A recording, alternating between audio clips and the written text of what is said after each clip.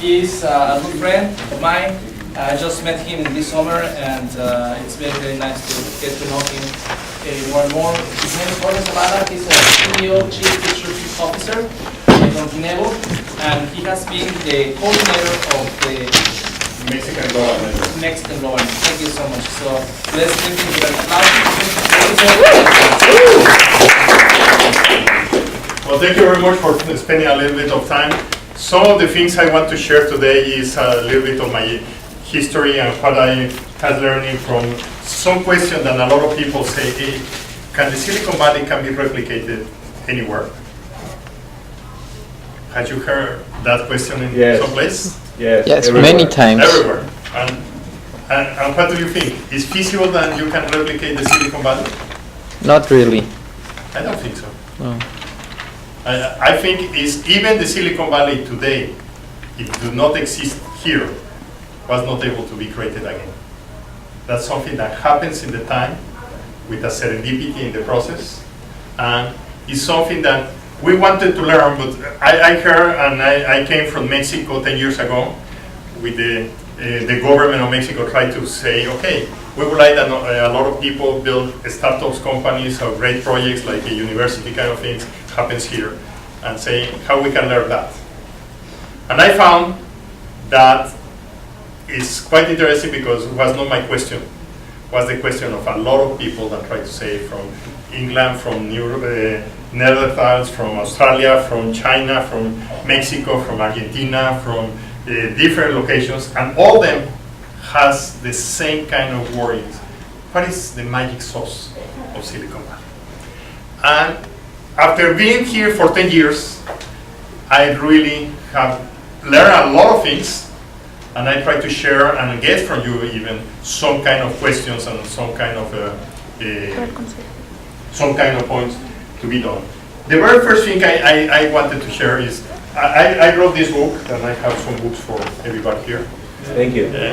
And that the interesting part is how you can think like Silicon Valley, being anywhere. Is you are going to return to some other countries, you are going to talk to a lot of people, and when you return, you are going to bring with you something. What is the real thing that you learned? What is the real kind of experience that you can bring back?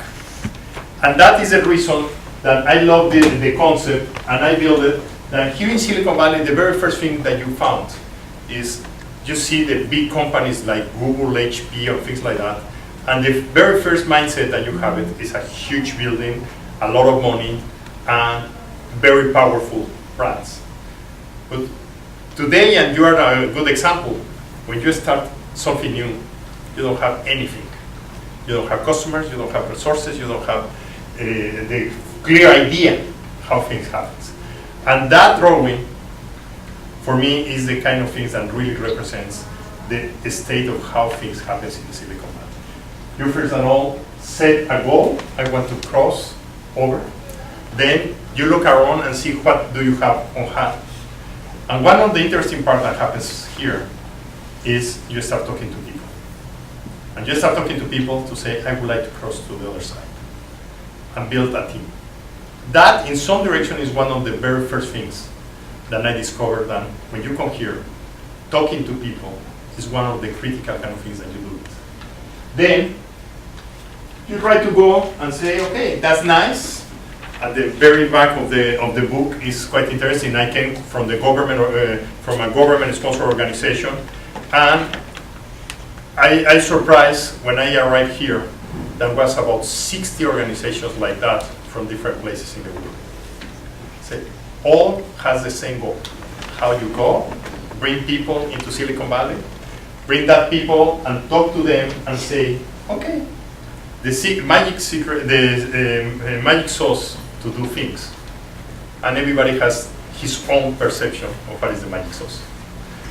The very first thing I found, and was interesting because when we started to say how we can bring that information, this example here in the Singularity University is quite interesting because these people from how many countries?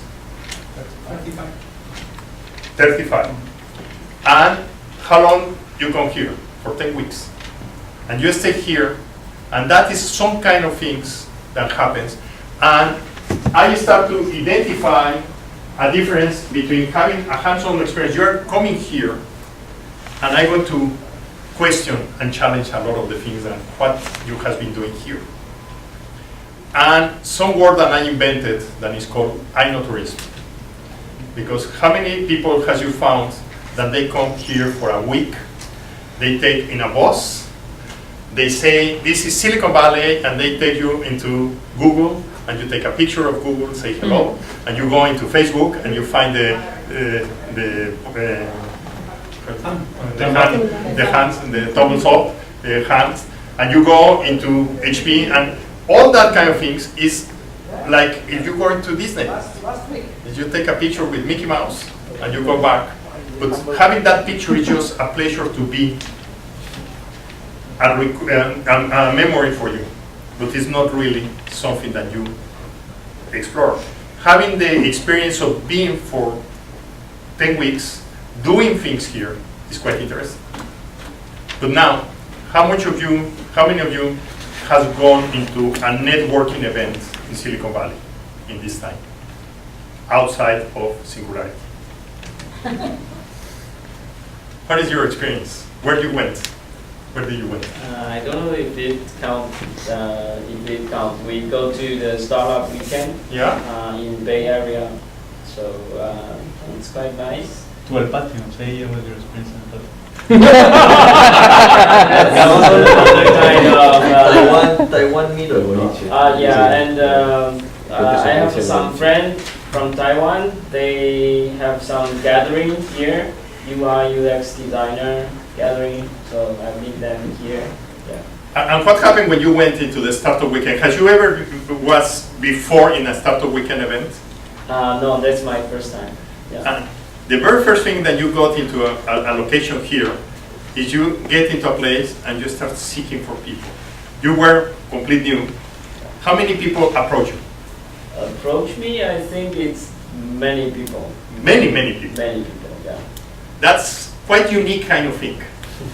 In our countries, at least in my experience, you went into an event and you go into the room, see where are your friends, and you walk to be with them. Here is you get into an event, you see where is your friends, and you walk in the other direction because you go to events to meet people. And that is quite of the things that is quite interesting. Ecotourism is something that you can meet people, but if you are going to be just taking pictures, you are not talking with people. You are really having some experience. Steve Blank, that is quite well known here, say Silicon Valley is not about the buildings, it's about the people. And that is one of the kind of things that I know. And in that sense, I found that in some direction, the kind of people that is here is the concept that I built into the book. That is called the king, because here in the valley, how many times in your country you get into a place and say, I have a great idea. And can you tell me that? No, because you're going to steal it. And they are afraid to share the ideas. Here the knowledge is so broad and so open that everybody, you get into that event and you start talking with the people, and the people say, hey, I want to build the next device that is going to do something, or the next software that is going to be in some way. And the knowledge becomes a commodity. And the great value that you have is how you put your innovation capability within that knowledge. One of the big discussions that is here in the United States now is about the MOOC, this concept of open courses. That you take a course into the university, Stanford University, Berkeley, that are very expensive to get there, and after the meeting, after the classroom, or the lecture, the video is online. Say, hey, why is so cheap that? Because the thing is that knowledge is very invaluable. It's available to everybody. How you put that innovation is very important. And one of the points that is quite interesting here is you start building with the capabilities that you have around you, and all the people that you met here is thinking how they are going to create the next Google or the next big thing. and that are thinking that it's going to be global. The example here in the Singularity is if you don't have a problem that is going to reach 1 billion people, it's not an interesting problem. You are thinking how to go to touch 1 billion people is no country, outside 2 countries in the world, China and India. You cannot be in just 1 country. And even that, doing in India could be very complex because India is not so much integrated as it is in China. In that sense, one of the points is you get here in the Silicon Valley, and why is it so important to meet people? Because you get into places and you start talking with entrepreneurships. A lot of you are entrepreneurs today, but that entrepreneurship, in some way, you start talking with people in academia. How many times in your own country, in your own local geography, you have a common interchange of information with people from universities and people from industry? Very seldom. Here, you go to places and it's very common to be talking with people into levels. Government, Silicon Valley is quite unique in that sense. Government is hard to see government. When you get into the local environments, government is not the most known places. In Mexico, for instance, a lot of the events, a lot of things are pushed by government. And that is in some way, and that's part of the things I would like to learn from you. How is in your cost? The customers. One of the things that I love here in Silicon Valley is you have an idea and you talk to people, and the people is very kind that say, hey, I would like to talk about how these things that you are talking about, 3D imaging, can be useful for the heart surgery. And you start talking with the people, and everybody wants to use your knowledge in how to take advantage into your problems.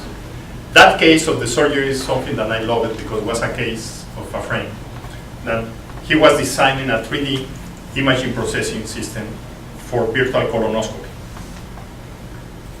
He went with some friends to Stanford and started talking with a heart surgery guy.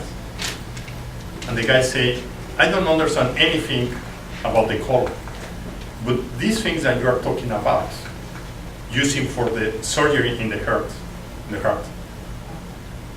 is interesting.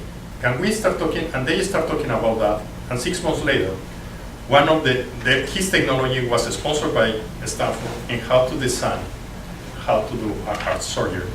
Then they tested that can be very useful for these things. The customers here are eager to try different things than people bring it. In a lot of countries, that is something that never happens. You try to say, okay, who tested? It's cheap. And they start to have a discussion more into the transaction level more than in the experimentation and have it a real competitive advantage. That's something that I love here.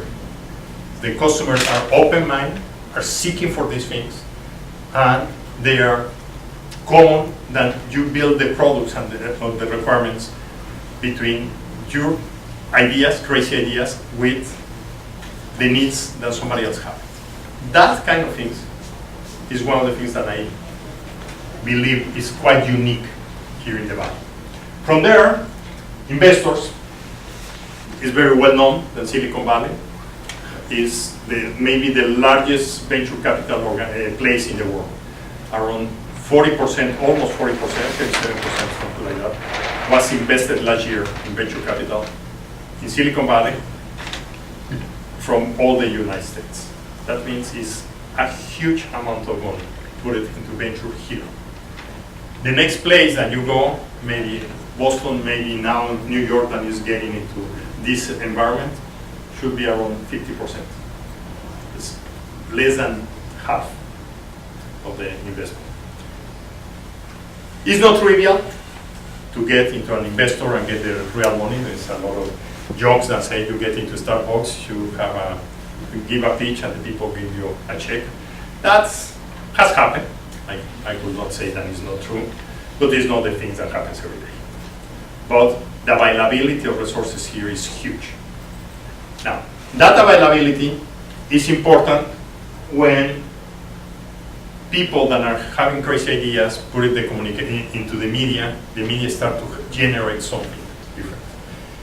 One of the points I read when I go to any place in the world, one of the very first things I do is take the newspapers of the day and try to read and try to identify what is the content of the newspapers. Here in Silicon Valley, you take the Mercury News and has 4 to 6 pages every single day about new things. Not the review of the launching of products. It's new ideas, new people, things that are quite different in some way. That is a different, once again. And that creates something that, for myself, becomes one of the essence of the Silicon Valley, the networking. It's the openness to organize these kind of events. You talk to a friend organize and talk to people and say, hey, do you want to know? And you get curious and you want to learn. Meetups here are so common that you get into meetup.com, and there are so many events that if you spend the time doing events and going to events, maybe you don't have time to go. And that's very, very cool. That sense, the networking is quite interesting. And one of the points that I see that most of the people, when you are talking with different people, is everybody's thinking big. Everybody wants to go and create the next big thing. I want to create a company that is going to sell $100 million. I want to have a company that is going to break through in some technology area. I want to build a new way of doing communications, and they build Twitter, and they build LinkedIn, and they build. That is the kind of things that the people start talking about, and is how to think big. Now, the other part is the people is doing things here, and since the composition of the people around here, you have 30-something nationalities in this room. I was in the morning in another university talking, and it's a university that has 900 students and has about 85 nationalities. You talk within the room with people from everywhere, and what happened? Your idea started to be the people talking with somebody that maybe is in China, or maybe is in India, or maybe is in Australia, and in less than 24 hours, your idea, if you are testing a product or if you are building something, can be known for people from all around the world. And it's very interesting. I recall in one of the startup weekends that we organized 3 years ago, the guys that won the second place, they put their prototype at the end of the second day in the startup weekend, and they started to test it in Australia, test it in Israel, test it, because the people that were in the room were from everywhere else. And since Australia is almost 12 hours ahead, they started to use it for business purpose on Monday when it was here Sunday. That is the kind of things that I love here in thinking globally. And everybody here is one of the points that say, I would like to work with you. How many experience do you already have that the people, that's why I asked how many of you has gone into another places or meetups. The people start talking with you and say, I would like to work in the idea, I would like to make a prototype, I would like to explore if that's feasible in my country. The people work in a way that before getting into an NDA and have a negotiation and things like that, they would like to see that the idea has value. If the idea has value, then we talk about the difference. And usually, that's quite different. At the beginning I said, you don't want to share the ideas because you feel that somebody is going to pick it up. Here is talking with the people, is how you nurture the ideas. And that's the other way around. The ideas do not have any value. The value is created when you are talking with the idea, you start to generate some capability, and that capability is going to be good. And the next part that I love in some direction, why is so much venture capital here? How many of you has been thinking, how much money do you need to live the rest of your life? How much money do you need to? It was 700 million. No, 700 million is a lot. Well, pesos, no, US dollars. US dollars. If you spend 100,000 a year and you expected to live 60 years more, you need $6 million. If you do a great business here and you sell your company, in $100 million you have the 10%, you have $10 million is much more money than you needed to live in the same way that you are living today. You're going to change your patterns and things like that, and you're going to buy some expensive toys, and you maybe need a little bit more than $6 million. But anyway, if you think in big and you create something big, then you get money. One of the points is, if I have $10 million in my account, and my friend comes to me and says, hey, I have some idea, why we don't test it? Can you put $100,000? You already have the money. And if he succeeds with my investment, I'm going to have more money. That is a big change in the mindset. And making the money is important. The money, you try to use it wisely to create and jump a little bit ahead. And that's a very unique kind of situations. I don't know if you have seen the board game that is called Cash Flow. The cash flow game, the trick there is how you get into the rats level that the people is trying to survive, to have extra money to keep your way of living, and you have enough money to play with ideas. That's the main goal, and I love that game. From that point, is you create money, and with that money that you have extra money, you start building that capability. Why is so much money here in the Valley? For that reasons. At the very early stage in 1935 or 1940, when HP started to be getting rich, they start to put money into somebody else's projects. That somebody else's projects create more projects. That somebody else's projects create more projects.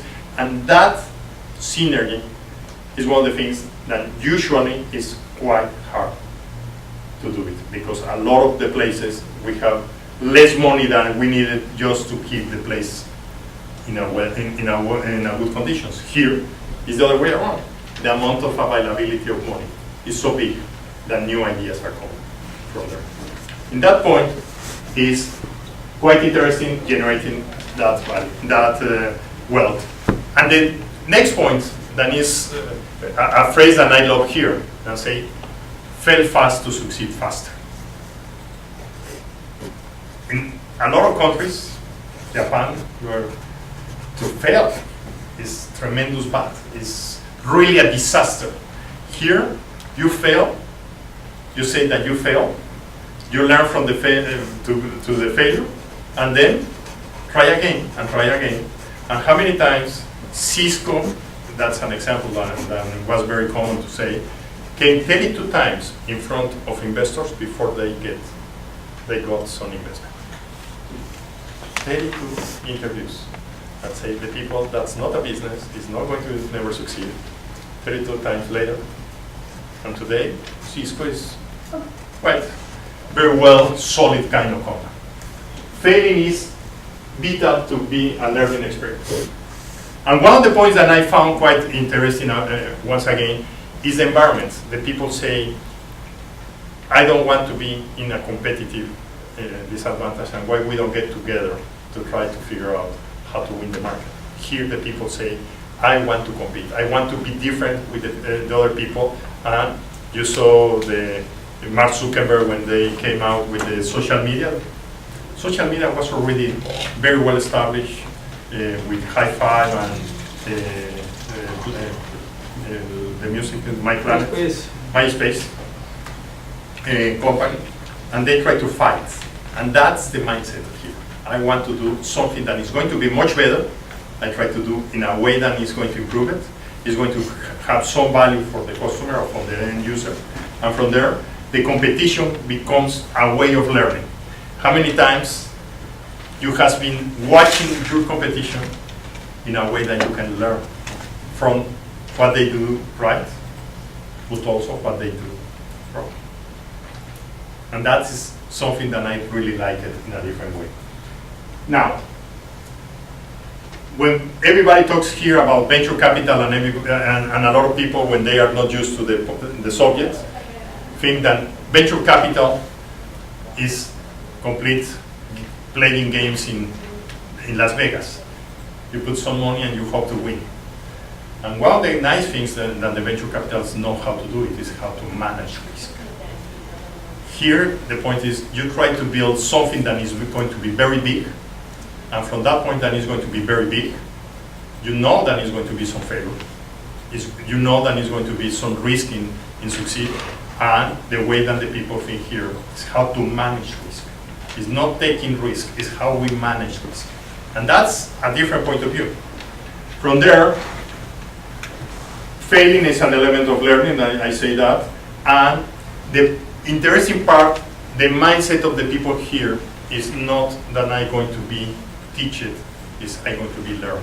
I want to learn. It's not the way that the people is, you take like a technical training, is how you learn to learn. And that's the big value when you are talking with people locally. They try to learn from everything that you say. It's not a rule, and the innovation is the conditions are changing all the time. And that is why this place is so highly innovative. In that point is you are very much kind of every time trying to check your results and the benchmark. You are so open to say, okay, I want to build something. And if somebody on the environment tries to say that they are doing something in the same condition, you want to know about that. You want to have the benchmark. In some places you want to hide as a protection, and here is the other way around. They want to compete, figure out, and if we're in the same field, who is going to win? And that's a mindset of I try to win. That's a winner's mindset. That is another point in the Silicon Valley. And this element of post-mortem analytics, I love it because I was surprised in a lot of events and a lot of activities that I was going to participate, that at the very end, the people say, hey, what we did right, what we did wrong, and how we can improve. That is a mindset.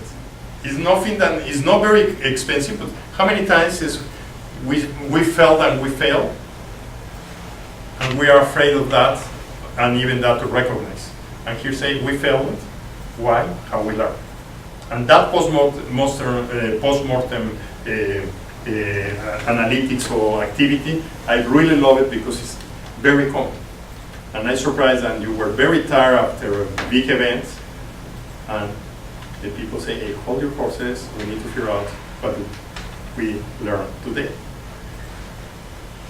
One exercise, I don't know here in Singularity, you use it, but in a lot of places I found that every day in the morning or every day in the night they try to do that kind of analytics. But we did it right, wrong, and how we can change. And at the very end, the magic sauce that I see is how that behavior that I have been describing, you can take it when you go into your own country. That is something that I see, okay, one of the points that I see and I perceive that is important, learning to be a networker is not a trivial thing. And who of you has taken a course or a training session about how to be a networker?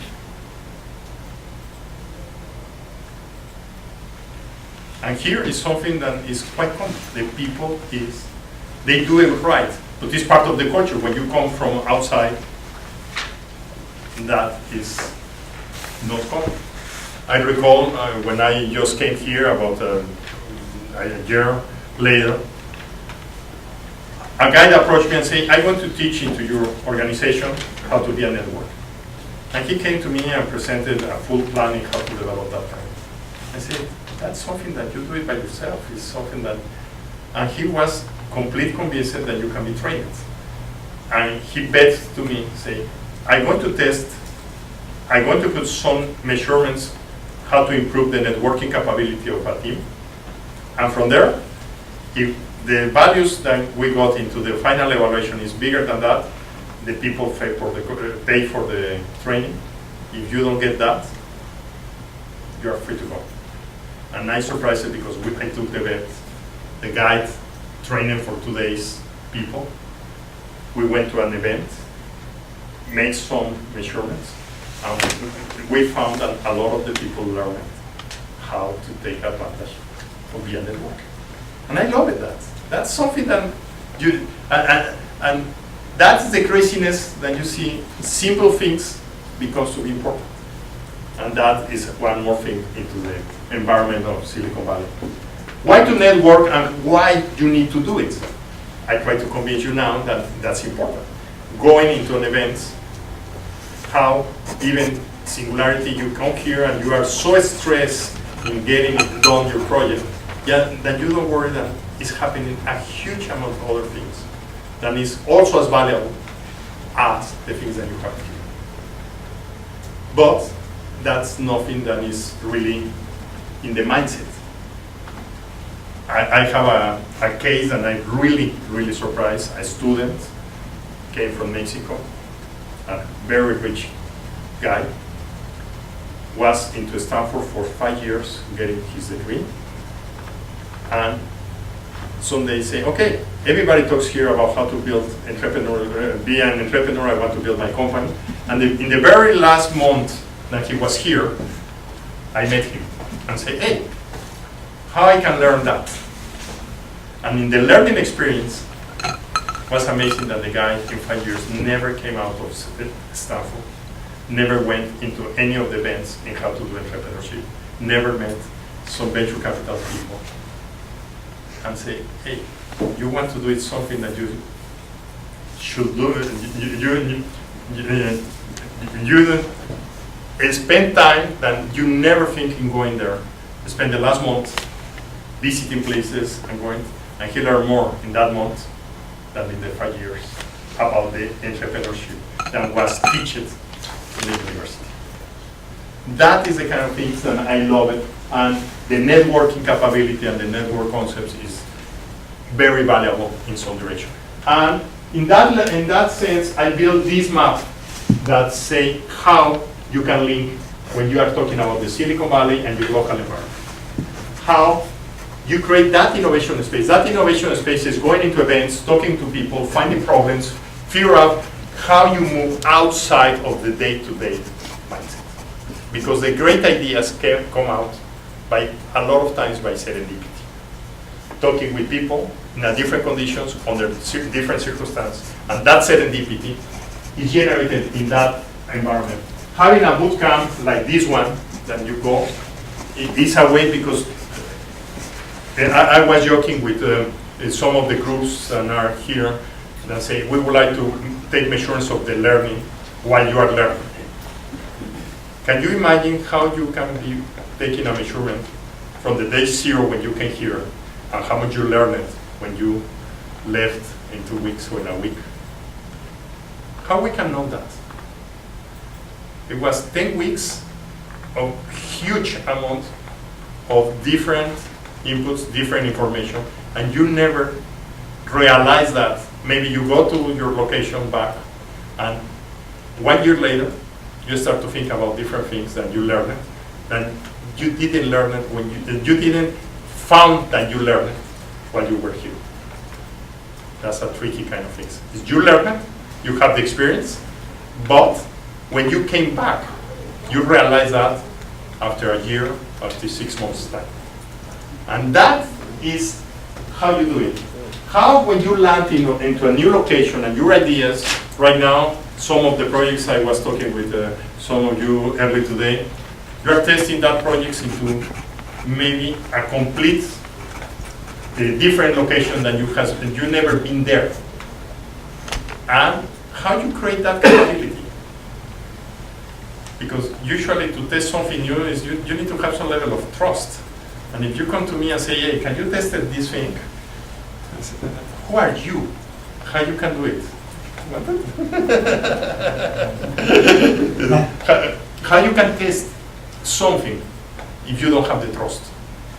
And here, with this network of different people, is very interesting that you are able to build some trust, and how to transfer that level of trust.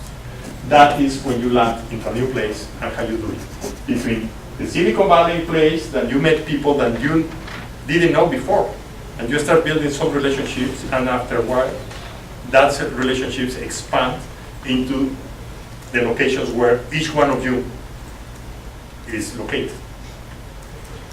Now, you try to do the testing and say, hey, do you want to test my device for doing some measurements of about sugar for diabetes? Has been tested, it's approved by the medical regulations, and you find that it's not true. And that stage is maybe one of the hardest parts that you are going to find about that. That point, you start looking in how get one person at a time. And the big challenge is if you want to reach 1 billion people, the big point is how hard is to get the first 10. From the first 10, how to move into the next 10, to 100, to 1,000. That stages is one of the complicated things. When you learn that, scaling is very easy, and usually it's one of the points that when you get into that point, money can help you. But before that, money is going to be very hard to help you. Because getting that level of trustness, you cannot buy it. And that is a big challenge that I see in this level. And one of the points that I love here is you are, all the time the people is with ideas. You can hear with, even that maybe was not an idea, was just a broad concept. And you start building these ideas, and the main goal that you are seeking is how you go and to create a successful company. Successful that is going to be lasted, that is going to be forever running. And that running, you do it using different approaches. And one of the other points that I found here is how many tools are coming to convert from different ideas. And you go to a networking events and everybody say, my secret sauce in how to test it, how to build a prototype. Use a proto box, and you take the cereal, the Kellogg's boxes, and you do something and try to show to people and try to create a prototype or a prototype, and it's called it in some places here, about the idea. And here is you have the freedom to do that. Why, when you go into your locations, it's not very easy to be doing that. Then, how you start using the value proposition and the minimum viable product, and it's the level of words that you found here in the Silicon Valley of different things that are created every day is one of the hardest parts to keep. Because it's new concepts, new ideas, and these new ideas, put it all together into the culture of the location, becomes to be part of the easy way that the people say. Created Twitter. Who of you used Twitter in 2005? Nobody used that, and we hate it. And at the beginning I say, who is going to use something that is going to limit my capability of send a message of 140 characters? When we were using to use emails and things like that. And today, it's something that we cannot live without it. How that concept becomes to be part of our life. Because they tested, they created, even that, they created a business model that now is a successful financial company. Landing in a new place is how you think locally, how you act globally, and in some way, putting that capability of creating the new concepts, building the team is maybe the hardest part that you find. How you already has gone through that process and how you met people, that meeting the people, how you build the trust and say how we are integrating that capability. And that capability, how we start looking in having advisors. And here we're getting into some of the points that are quite unique in the Silicon Valley. How many of you has talked to people outside of Singularity that has come here to give you advice and give some ideas? And what is your experience? What was your experience to talking with people from the outside?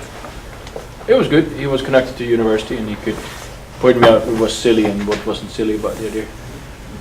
But in some way is they didn't try to solve you anything. They want to talk about the idea. He wants to learn more about the idea. He wanted to have 3% of the shares. Yeah, but that's quite interesting. That's a common kind of things that happens at other places. That the people want to give you some advice and say, if we succeed, I will pay you in the future. Because that is the thing that you're talking here.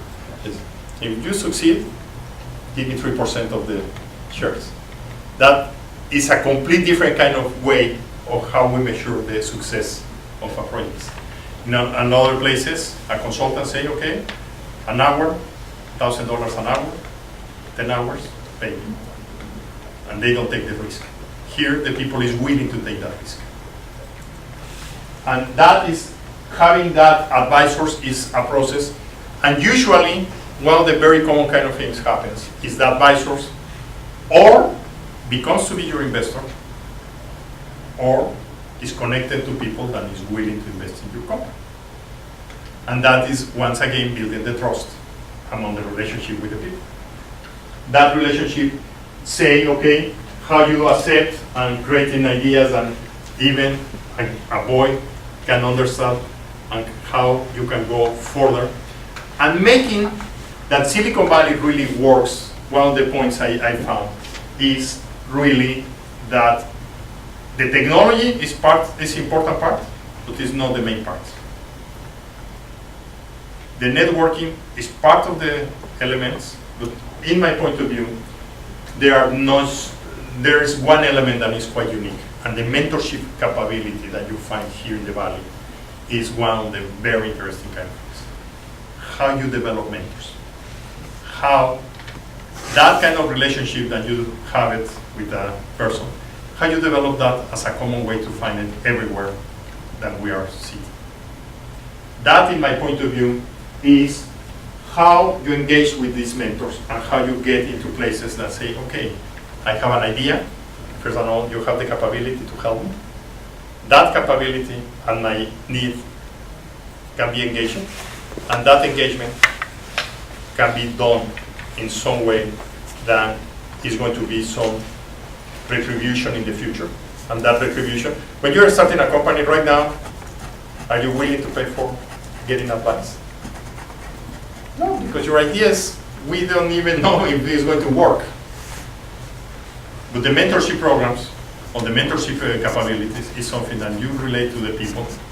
When you relate to the people, you get into some level of interaction, then how you build that trust, how you build that empathy with the people, and when you build the empathy, how you define what is going to be the reciprocal benefits from one people.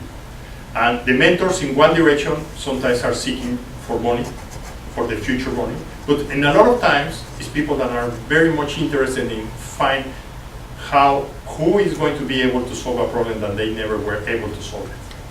And just to have the pleasure of helping people is another kind of thing that happens very much here.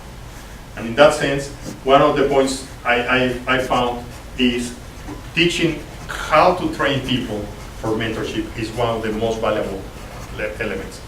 And I had that discussion in Stanford University when some professors say, how do you teach the people to teach mentorships? And I surprised that was not, even within the university, a formal way of training than when a PhD professor goes into the university and is going to be mentorship their students. They learn it by the cultural environment of the university.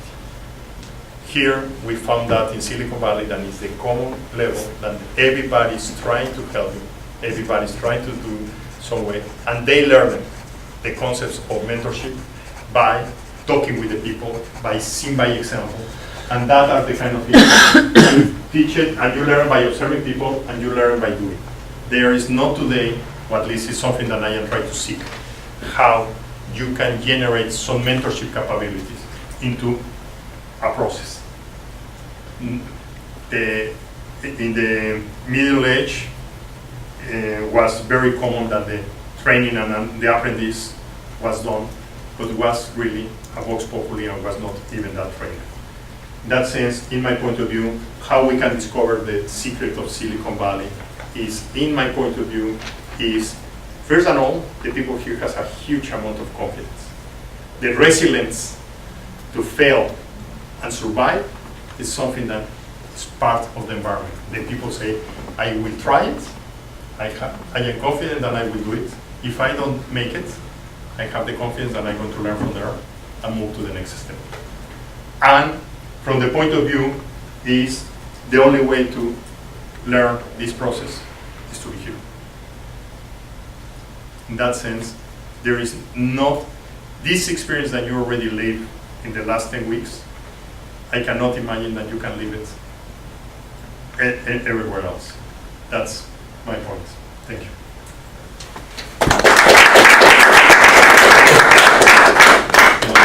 Questions or discussions about that? I have a discussion, I have a question. I'm a filmmaker who I've run my own kind of summer business for years, teaching kids, and I'm kind of starting up a new one and probably franchising it. But I also I talk to I've helped people, I've helped groups before.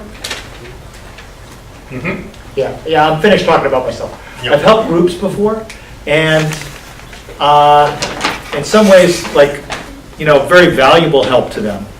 And at a certain point, you get to a level where it's like, okay, I've given you so much already, now let's talk about some sort of,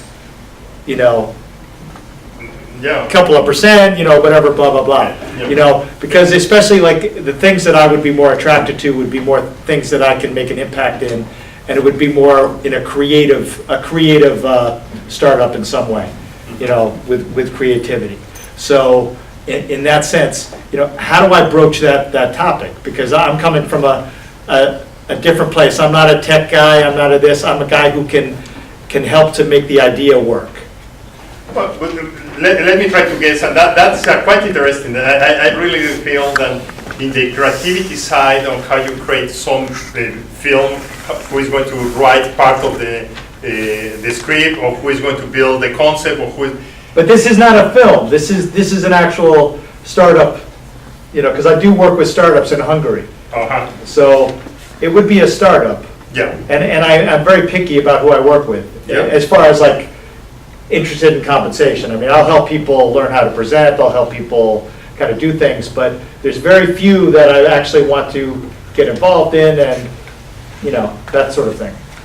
Yeah, but I guess that could be very much in the similar way that you do it with a startup in some direction, because the value that you generated is not known when you start thinking it. Right. And now the big issue here is how you build something that at the very end has value. And in that process, how you convert the very non-defined elements into a defined value in some process. And that the easy way and the only way that has been solved in some direction is with a percent. Say, okay, is how we can generate value, and in some direction is that value how you started to create at the beginning. The two guys that started the idea has a little percent, and you start to have a dilution and say, okay, more people is coming.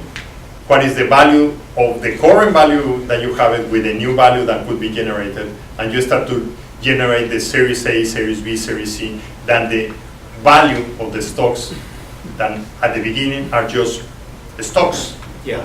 And say how much it costs. I have 10 shares. How much is that? Nothing, because at the beginning doesn't worth anything. Right. But after some iterations, that 10 shares, so you get more shares because you keep contributing in that way. Mm-hmm. And at the very end, you have 1,000 or 1,000,000 shares, but you start to grow the pool, the pool, that shares are diluted in some way. Mm-hmm. If the final value comes to be an organization, well, how much is worth the organization? If it's a film, how much it worth the generation of value of that, Mm-hmm. like a project. And that, in some direction, I see that is going I was joking yesterday with a friend and say they have a similar problem and say, well, instead of bitcoins, we need to start thinking about brain coins. Nice. Say, Nice, yeah, absolutely.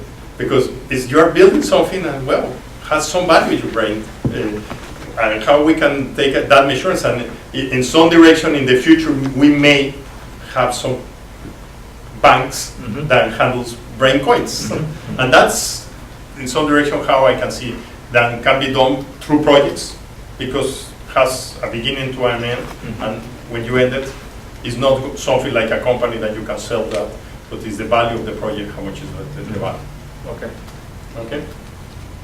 Still, it's still way up there in the air, but yeah, I understand. On those lines, how do you see Silicon Valley changing in the future, like in 10 years, in 20 years? Is it going to remain like it is right now, or is it going to evolve to something different? That's quite interesting because in the sense, it is the same one that has been since the Silicon Valley age of 1970s and when that is handling a different elements because at that time was silicon, there was biotech, they were into the software, social media, now they are in energy and all the new life systems or life medical related subjects. But the subject is going to be changing, but the concept itself is still being about the same. Venture capital is one of the support elements of this area that is evolving to be more accessible, more massive in some way. Just remember in the 1990s, a typical first time investment was $5 million for a venture capital. Today, this seed investing the organizations like a 500 or like Y Combinator, they do it for $30,000. That in some way was very much related. What happens? Create a new idea 20 years ago, took $5 million investment. Now you can test it with $30,000. That are changing, is getting more massively, and the way of generating that value becomes much more available. The big questions here is up to where we can go into the innovation side. That innovation becomes, and that's going into just thinking about that. Can we imagine that innovation is going to be as needed as reading and writing? That everybody is creating new things all the time? Right now, that innovation or that new creation is still being of a very small segment of people. But as is getting more massive, that kind of things, more people is going to be creating new things. And that is where I see that is the commoditization of the creation of new value is going to be much more popular than it was in the old times. And that is the long tail concept that has been quite a bit talked in the last times.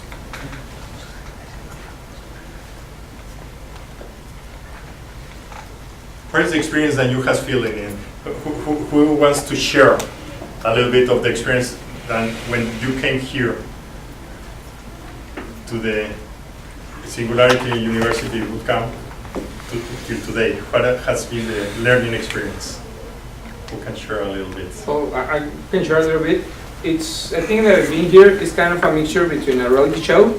It's kind of Big Brother mixed with The Apprentice, mixed with Shark Tank. You go down together, and that's kind of the experience you get here.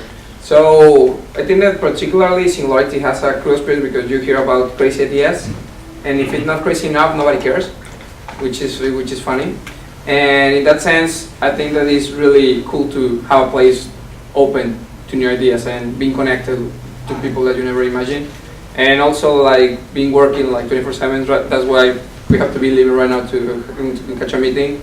But it's been great having the opportunity to meet people like you, like everybody here. It's been awesome. And I just want to thank you for being here as well. Who else wants to share a little bit? I have a question for you. Yep. You know that one of my dreams and maybe obsessions in the past few years is to replicate in a way this atmosphere in Silicon Valley in Monterrey. Mhm. What is your advice and what is your thoughts about it? Yeah, you can create something new, but to replicate it is never going to be easy. I am completely convinced about replication of this place is no way that you can do it. Now the big question is how you can create something new that has their own flavor. And what is that flavor are you doing? In one direction, if we go with the idea that I described you, that building the Silicon Valley again here in the Silicon Valley, it was not existing today, the flavor is going to have to be related to the different conditions in the local conditions.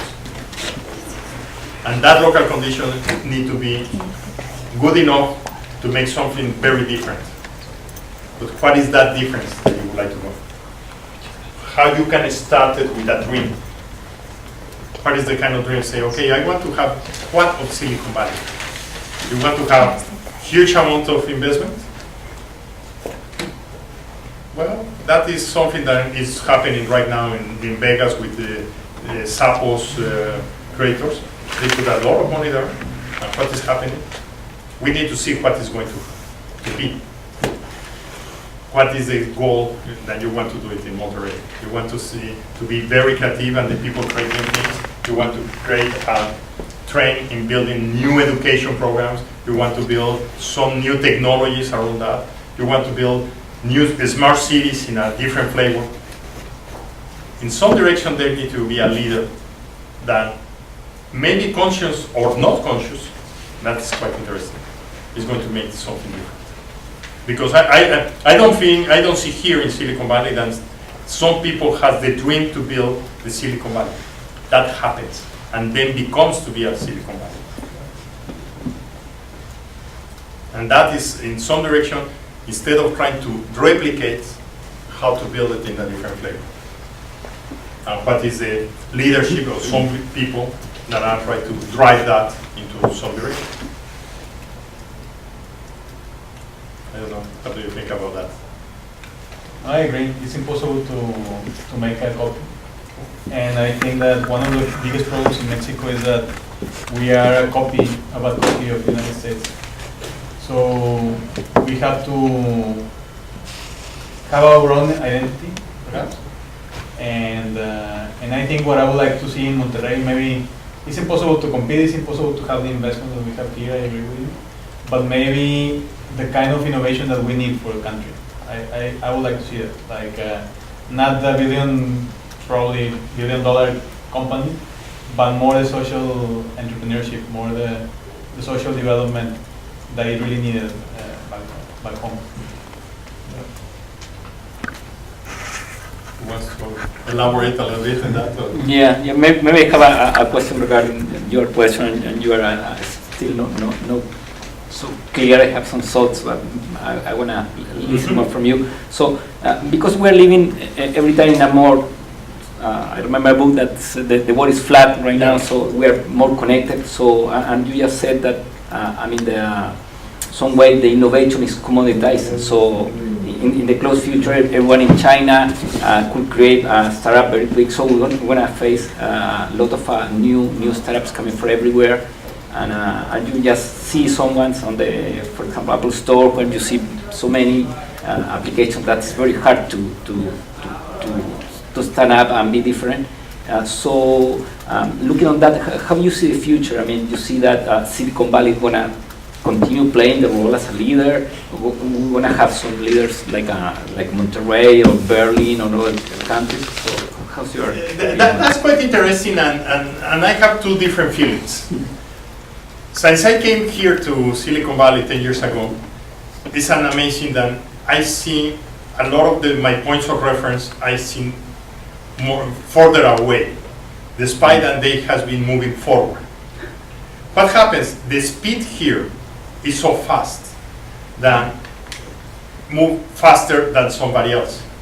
And the big problem that you have is you are getting faster, and the other people is getting faster, but it's slower and the distance is increasing. And that is one of the big challenges that I see. Is I don't see how to solve that kind of problems. I will see that Silicon Valley is going to keep going and going and going further and further and further. And it's going to switch, pivot in some directions, but the capability to create is something that I really see that is a constant increase here. And I don't, in my point of view, Silicon Valley is going to be Silicon Valley for a long time until something catastrophic could happen. Then I hope not.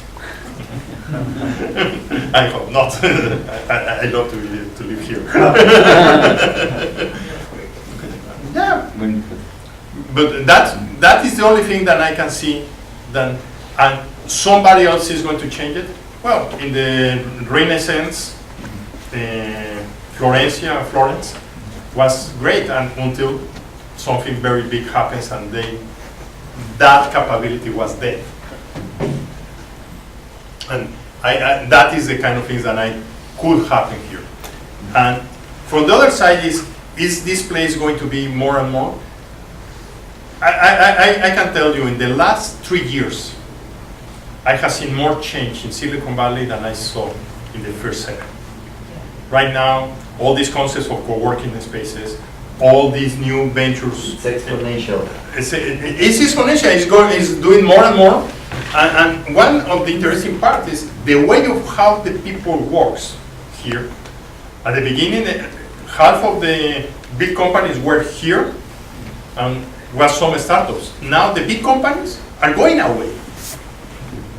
It's 20 years ago, Hewlett Packard has 30% of the workforce here in Silicon Valley and 70% somewhere else. Now it's about 5% and it's going into other directions. The big companies are not going to stay here because it's expensive, it's not required, and when you move into other places, that is quite a big different position. And that capability of innovation is going to be broader and bigger than was before.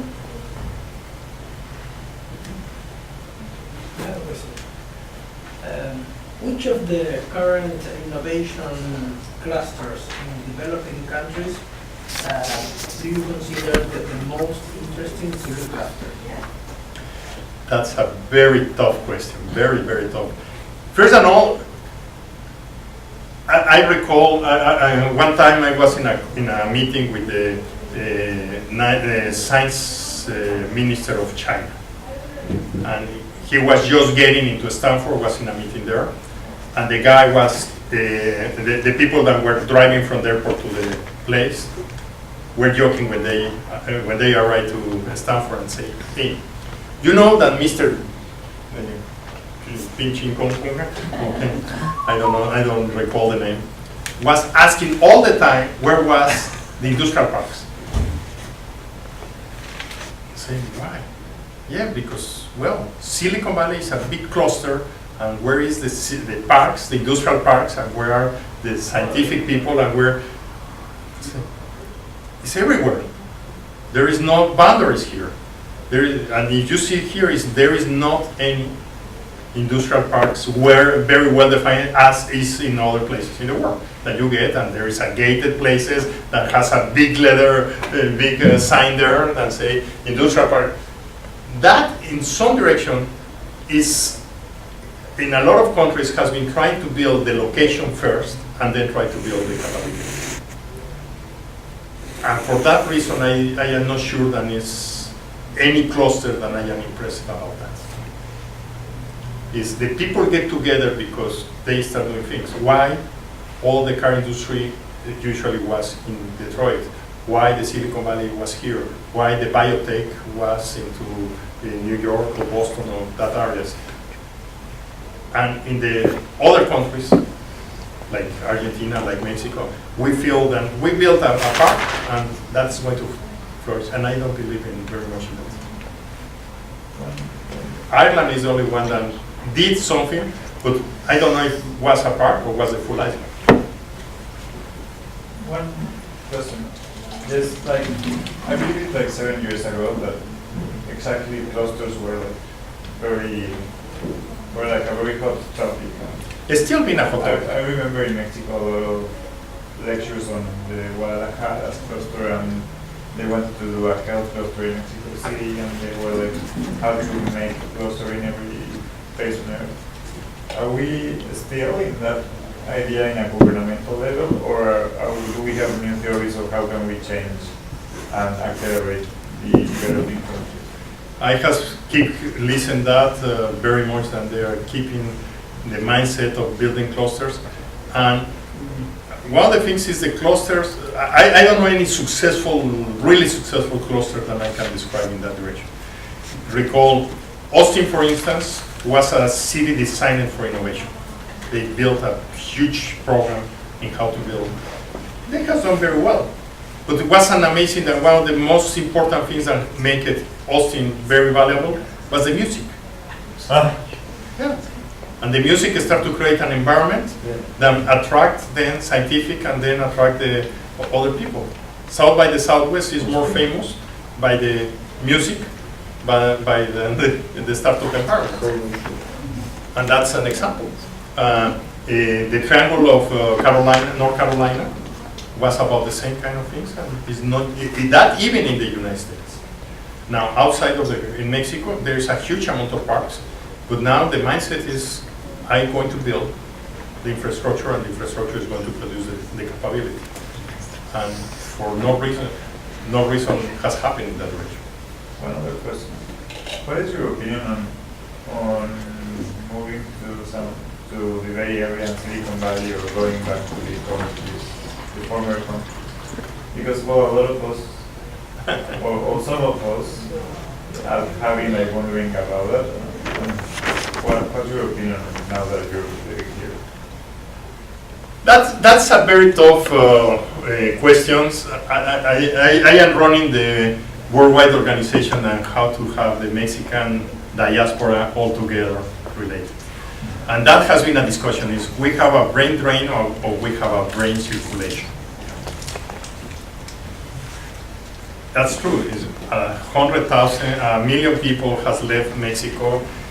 And I was on Mexico City last Tuesday, and in the conference. 2 days ago. 2 days ago.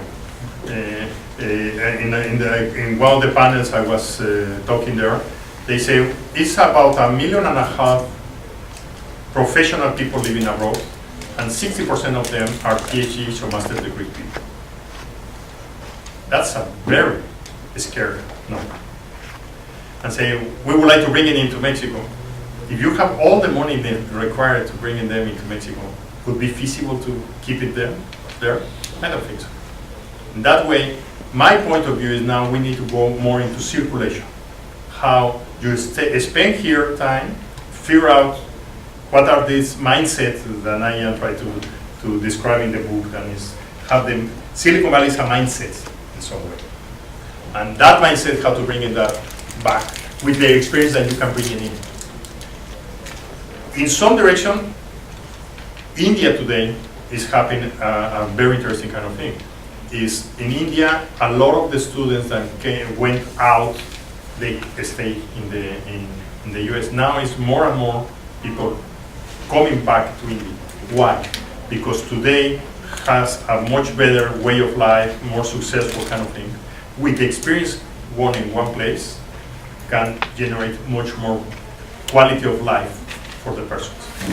And in that point, my recommendation is you need to live it. You need to be here. Personally, I lived 3 years before in Canada when I got my degree. I really enjoyed that, but I never have in my mindset to stay in Canada. I finished my school, and before finish, I was already packed to go back. Today, when I was here, really took me about 4 years to really feel that I understand this place. Because this place is so complex. When the people talk to you about venture capital, you can read books, but the venture capital is an underground environment that you need to be involved in there. You need to see it. You need to talk to the people. How you learn that? Being here. Now, fortunately for me, I have been able to be back and forth between Mexico a lot of times. I spend about, my average I can see is my wife here, and In 2 years and a half, he has been in total 1 year in Mexico, 365 days. Well, Mexico and other countries. Yeah. He has been traveling out of the US States 365 years in 2 years and a half. So that's what you have to do. You have to be here and then go back and go back and forth. So you get the advantage of both places and be able to contribute what you learn here in your country. And that experience is fantastic because you get into other places and you have a lot of friends. And now you connect to your computer and you are talking with people all over the world. That's at no cost. Another comment, Jorge has been able to help more Mexico by being here with all the resources, all the people, all the networking events that he was he has met about. A couple of years ago, I would say 5,000 people. 5,000 people. I think now it's 10,000 people that he has met here, and he takes all the combination of the knowledge that he learns from all the people that are here. He takes it back to Mexico. In the conference, he goes to speak. In the networking events, he goes to Mexico. He tries to take it back, make that synergy. That's the red global network. The global network. Jorge, I'm undecided. Like, I still don't know if I'm staying here or I'm going back to Mexico. But I've talked to Salim about this, and I think one of the key things to make a big change in Mexico and other countries, maybe Argentina, I don't know. It's in Mexico we're born with this fear to fail. Mm-hmm. No one tries anything because they have a chance to fail. So they prefer to go to their safe place. So I think if we go back and interact with these people, not just in a conference, but maybe just in the environment, and maybe contaminate some people with this mindset, you could get people to at least try something, for the safety. I think that's how all of us can give a little bit back to Mexico and other countries, and maybe start this reaction where people start, maybe that, I don't know if you agree that that's the main trigger, getting people out of their comfort zone, maybe try something, fail in any way. Well, I can tell you that is happening. If you, I told you, when I was here the first time 10 years ago, of today, I've seen a huge change. If you go to Condesa or to La Roma, all these new startups environments, it never existed before. And today is a huge amount of people that are trying to do things new. Today we have venture capitals in Mexico, 500 Mexico is there, that is something that becomes, why? And that's interesting, the history of 500 Mexico, that is seed venture in Mexico, how happens?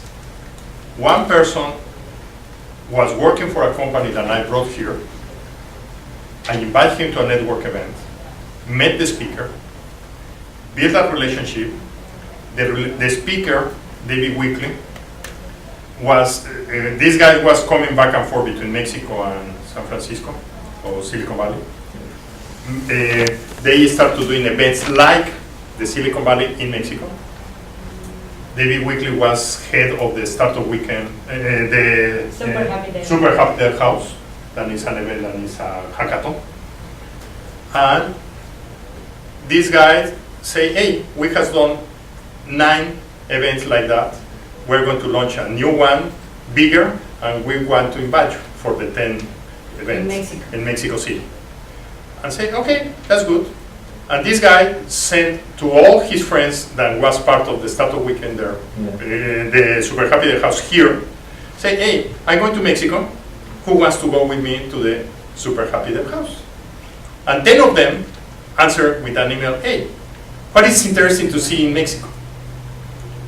Call back to Cesar in Mexico and say, hey, what is interesting to be done in Mexico? Oh, why? Because it's 10 of these people, and he puts the names of the people, wants to go there. Oh, we have a startup Super Happy Day House, but if you bring all these people, we're going to go to Teotihuacan, to the Rapid in Filobobos, and we are going to organize a expedition. They came to Mexico, not 20, 15 of them went into the Super Happy Dev house. In the Super Happy Dev house was 150 people, and say, hey, and what are you going to be doing? Now tomorrow we're going to the Rapids, and they book a new bus, and 30 people went with this team. This group is still being a very high connected people. That became into creating of the Mexican VC. That was the first venture capital with the flavor of the US, done in Mexico. And that was acquired by 500 Mexico 2 years later. I need to disclose that the second guy there is my son. Was the other partner. And they started, and they created all these things. And why was created that? Because has the contact here. They built a relationship. My son moved to live here for 2 years, met a lot of other people, and that keep the interaction rolling. Today, he went back to Mexico. Yes. He's very happy doing that, and now his life is like mine is in the flying all the time, in all Latin America. He focused going into the other direction, into different like me, but he's doing, and now that is the kind of things that are going to happen, and that the only way that he could learn that things was because he was exposed, and he survived it. Because a lot of the people is one of the things. I have a phrase, and I say, I wish that you learn what you learn. Let me put it in Spanish because it's very hard to translate that. Es ojalá aprendas lo que hiciste. When you learn, ojalá aprendas.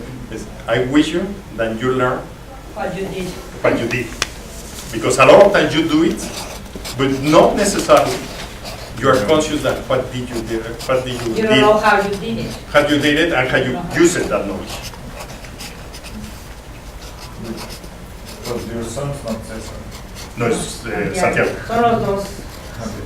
But the guy that started the relationship was Cesar, and I brought him. With David Wickley.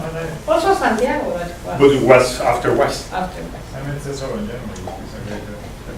And I think that if you go back to Mexico, you can invite the people that you have met from other countries to go and speak in Mexico.